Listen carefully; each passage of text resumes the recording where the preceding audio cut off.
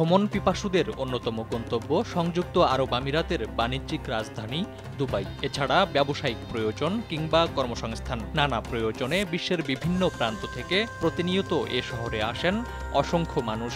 আগে সহজে ভিজিট ভিসায় এ শহরে প্রবেশ করা গেলেও এবার কঠিন শর্ত আরোপ করেছে সংযুক্ত আরব আমিরাত।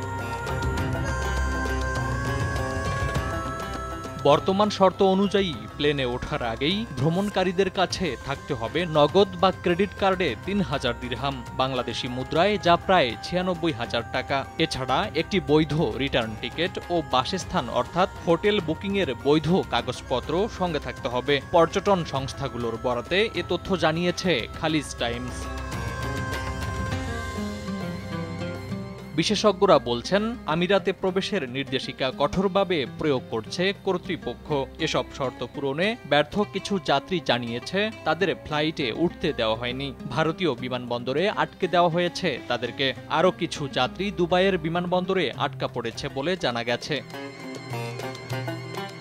তাহিরা ট্যুরস অ্যান্ড ট্রাভেলসের প্রতিষ্ঠাতা এবং সিইও ফিরোজ মালিয়াক্কাল বলেন, দুবাই ভ্রমণকারীদের অবশ্যই কমপক্ষে ৬ মাসের বৈধ পাসপোর্ট সহ একটি বৈধ ভিসা থাকতে হবে। যাত্রীকে অবশ্যই রিটার্ন টিকিট বহন করতে হবে। এগুলো আগেও যাচাই করা হয়েছে।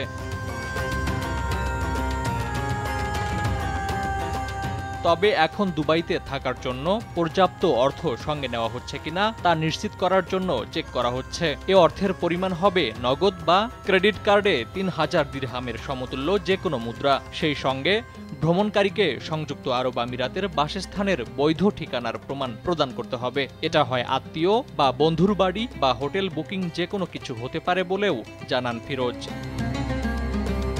রুহ ট্রাভেল অ্যান্ড ট্যুরিজমের লিবিন ভার্গিস বলেছেন, দুবাই ভ্রমণকারীদের সুরক্ষার জন্য বিমানবন্দরেই চেক করা হচ্ছে। এর আগে ভিসা মেয়াদ উত্তীর্ণ হওয়ার পরও থাকার অনেক ঘটনা ঘটেছে। কর্তৃপক্ষের এ পদক্ষেপটি আমিরাতের পর্যটন খাতে ইতিবাচক প্রভাব ফেলবে। স্বচ্ছতা ও আমিরাতে ভ্রমণকারীদের যে কোনো অসঙ্গতি এড়াতে কঠোরভাবে এসব চেক করা হচ্ছে বলেও জানান তিনি।